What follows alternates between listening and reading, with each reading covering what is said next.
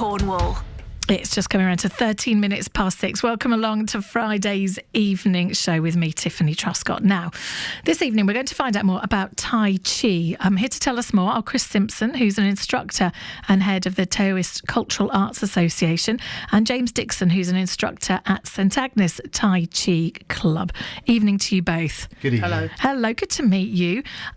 Now, Chris, is it fair to say, I think a lot of people think they know what Tai Chi is because maybe they've seen, they've been on holiday and they've seen Tai Chi happening kind of in outdoor spaces, or maybe they've seen videos of it. Everyone seems to think it's kind of very to do with slow movements, isn't it? But obviously there's more to it than that, isn't there?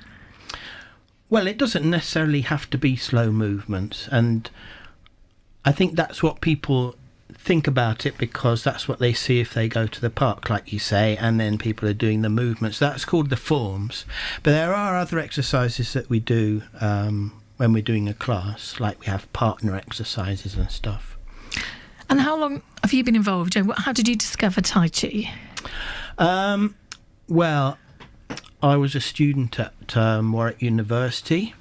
Years ago this was, and I was studying philosophy, and I lived in the local town, which was Leamington, with some in a house with some acupuncturists, and they said, there's a Taoist master in the town, why don't you come along to the class, because it's philosophy. And the kind of philosophy we were doing at university was a bit kind of dry. It was analytic English and American philosophy and stuff, so I thought I'd go along and see what was what. And so I went along to the class, and we were waiting outside, and then the teacher came up. It was this old Chinese guy, and he said, "Oh, why have you come to the class?" And I said, "Well, I'm interested in Taoism. Do you do that?" And he said, "Yeah, that's all we do."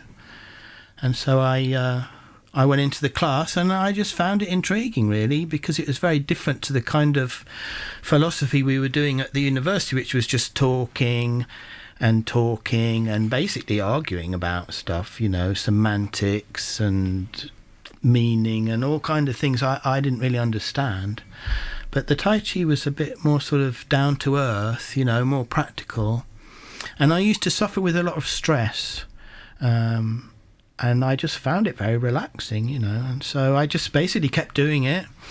And then I set up a club at the university, which went on for many years and was very popular.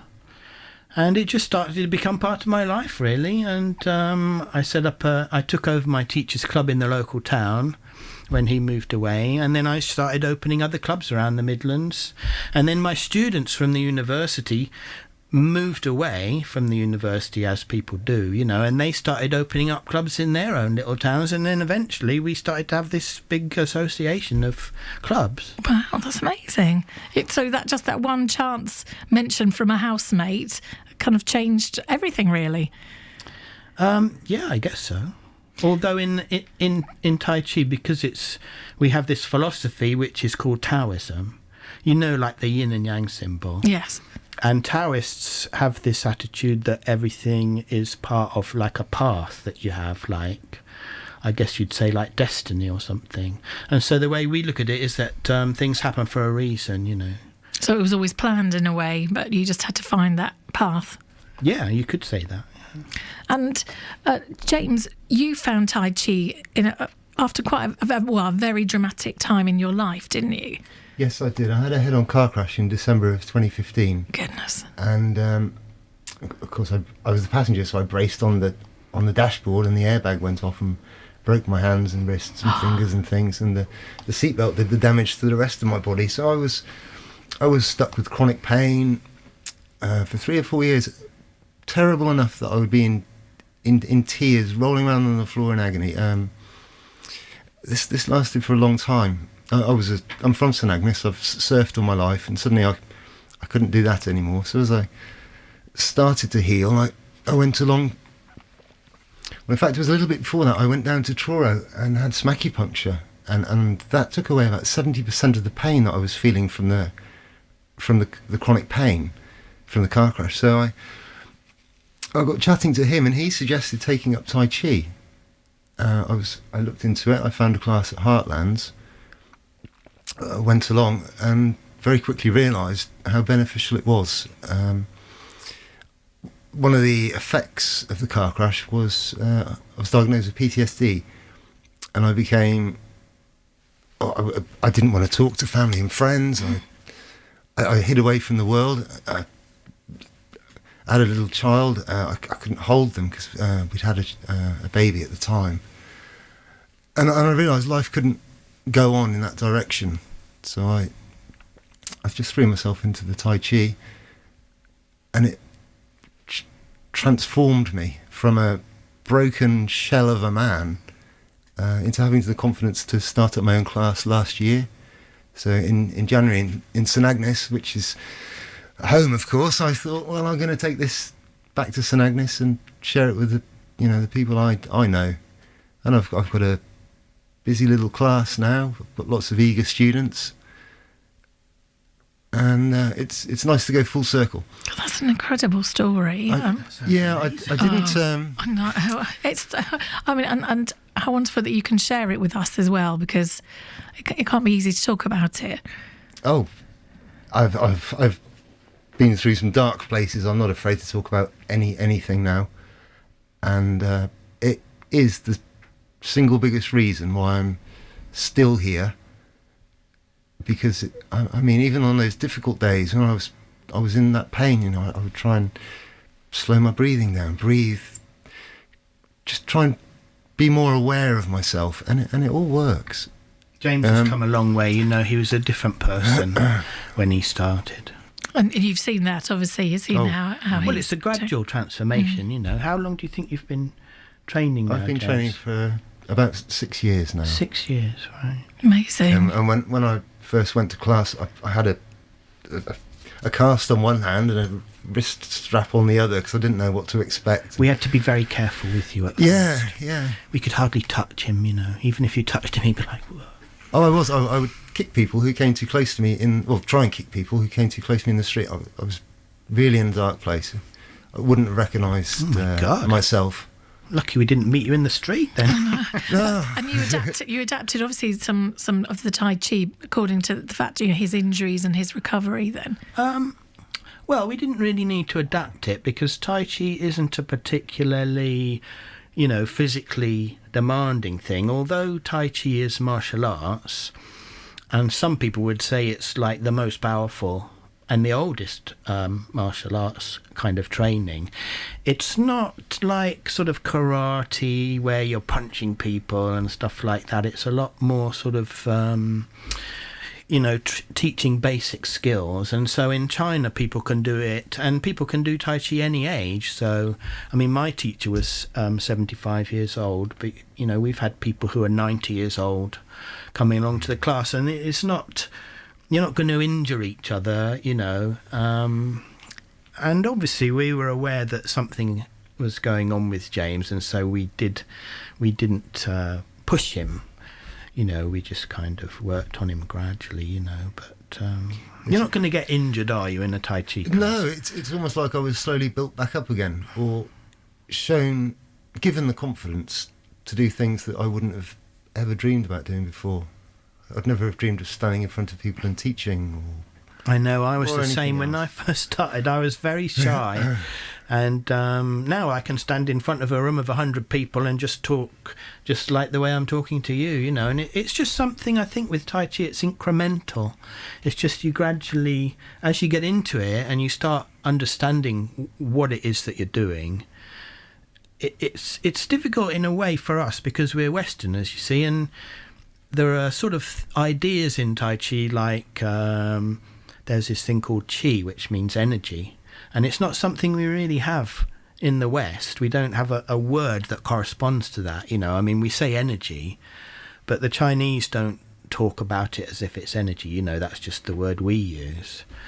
But because it's working on the physical level, but also on the mental level, but also on the spiritual level, and it's a kind of it's something we don't really have over here. I know we have yoga, and then we've got physical types of exercise, haven't we, like going to the gym or aerobics or something like that, but all of those tend to work more on the physical level, you see. Yes. Whereas what we're doing with the Tai Chi is Well, because it's based on the principles of Chinese medicine, you see. Over here in the West, we have a doctor, like your GP, and we have a surgeon in the hospital, and they deal with the physical ailment, don't they? Yes. But then when there's a mental problem, you maybe have to go to a different department or even different hospital, and there you're dealing with a psychologist or a psychiatrist. And then the spiritual level, I mean, in the old days, that used to be the priest or going to church. But, I mean, these days... I drove past a magnificent cathedral on the way here, absolutely stunning, you know. But in the reality, much less people are going to church these days. And so they don't have that spiritual kind of outlet. And Tai Chi isn't a religious thing. And there's no, you know, although we follow Taoism, it's a philosophy. We don't follow the kind of religious type of Taoism. There is a religious type of Taoism in China. It's a bit like Buddhism, but we don't really follow all that belief in gods or anything like that. But in Chinese medicine, it's one person who's doing those three things: the physical, the mental, and the spiritual thing. It's all done by one thing, and so Tai Chi's working on your physical body, but it's also working on your energy. And it's also working on your psyche as well, because a lot of what James pain he was experienced wasn't really because of a physical injury as such. It was more to do with the shock, you know, and the trauma of what had happened. I'm sure. And James, now you are an instructor. What reasons, or not that they have to give them, but when people come to join a class, you know, is there any particular reason why they've chosen Tai Chi rather than something else? You haven't really thought about it? That's the age-old question. Yes. I have why do they do it? Yeah, I've got a wide range of students in my class, but some of them have come along, and I think one of them's a good 75 years old, but she's a dancer, very strong lady. We, I suppose curiosity, isn't it? That's why I went along at first. Just what is this? I think can it help me? I suppose people wonder. You have to be very curious about it. It's not something most people would even think about. I don't think they realise what you can learn from it. The traditional Chinese medicine, our style, Li family Tai Chi from Wei in southern China. They also have a style of Kung Fu. Under the wing Kung Fu. I think it's more known about these days, though. I mean, when I started, that story I told you about Warwick University, that was 1982, and that's 40 years ago. Wow. And I also studied Chinese medicine because there was a lot of acupuncture in our local town. There was an acupuncture college there, and we used to get a lot of acupuncturists would come to the Tai Chi class, you see, because acupuncture and Tai Chi are kind of basically following the same principles, just Tai Chi's more preventative, whereas acupuncture is more kind of treatment, you know. Okay, all right, I see that now. And one of the things that, I mean, I think you're wearing it now, aren't you, James, at the top? Yes. When you see people do Tai Chi, there's a particular outfit you wear. I mean, is that all part of it as well? This is our association's uniform. We like to try and get everybody to join the association if we can. Join up, all be uniformed going forward together. So ideally, this is what we try and get people to wear. That's what people used to wear in China back in the day. Kind of those are the pictures you see. But nowadays they don't really. But if someone wanted to come along and kind of have a tryout, they wouldn't have to. Could they just try out in kind of? Oh, of course, yeah. I mean, you don't have to buy the uniform. No. It's just... people feel... I suppose you feel it helps you get a mindset, doesn't it? People get into it, they start thinking, oh, yeah, I'd like to join. I'd like to get the uniform and get books. And it's like anything, isn't it? When you start something, you're not sure what's going on. But then as you start to understand what's going on with that thing, then you want to get more into it, don't you? And get more involved with it. So you are... kind of an association, as you say, so that there are clubs around that you're involved with. We're an association of clubs. We're a non-profit making association, so although we are a company, the purpose of that company is to promote Tai Chi and to maintain the standards of it. We have a sort of syllabus like with a school, you know, you have to take exams, don't you? And then if you're learning something at a class, you want to know that you've learnt that thing, not just that you imagine you've learnt it. And so we have these courses that we do. Periodically, we have a course in Cornwall, and we have other courses at other places around the country where we have clubs up country.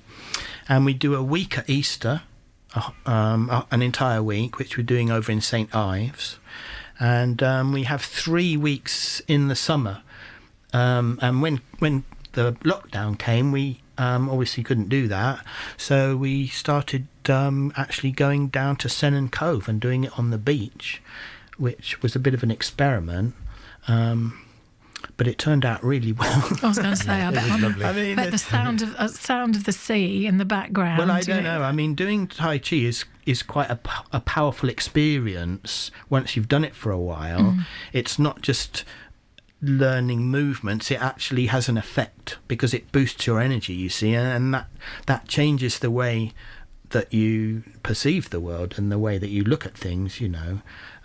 But when you're doing it on the beach with a load of other people and the waves are rolling in and then the sky is like, I mean, it after a week of it, you're not on this planet anymore. So if anyone listening now is interested in maybe finding a class, can they find out more? You've got a website, haven't you? Yeah, we've got a website called cornwalltaichi.co.uk. And that's got James's club on it. And then my partner Rachel is doing a club over in Penryn in Falmouth. That's on a Wednesday night. And your club's on a Saturday morning, isn't it, James, Yep. over at St Agnes? Okay. 9:30 till 11. And we've even got one in Truro. We've just started up.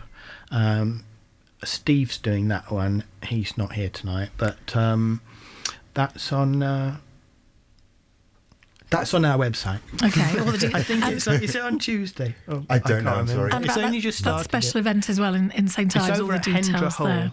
I think. But probably best to go to cornwalltaichi.co.uk. Yeah. And do you allow for people having kind of a taster session as well, just to see if, or is it, do you need more than that though to just... Some people, it's to do with your energy, you see. Some people, if their energy's very run down, let's say they've had a trauma, or like James did, or let's say they've had a chronic illness like COVID or something like that, it's going to take a while, even though their energy's being charged up by the exercises, it's going to take a while before they're maybe going to notice what's going on, you see. It can even take months. But then other people, if they've already got, if they're already sensitive, or if they're already got quite a high level of... Like if you think about your phone, your phone's got a charge, hasn't it? And Yes. then when it's charged up, everything's fine. But then when it gets down to like 10-15%, the screen goes dim, doesn't it? And it's not quite doing what it's meant to do. And people are the same. It's like you've got a battery inside you, And then it's just becoming aware of what you're doing to run that energy down and what you're doing to charge it up. I mean, I expect, you must have experienced some mornings... You don't want to get out of bed, do you? Oh, yeah. And then some days you're like, what's it all about? What's the point? And they're not just a physical thing, but mentally you maybe think,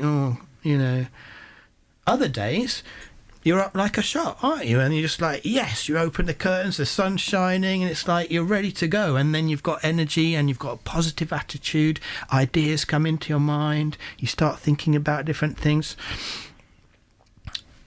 That's not a random process. That's something. There are things that you're doing that are causing those different states, and you can take control of that, and you can become aware of it.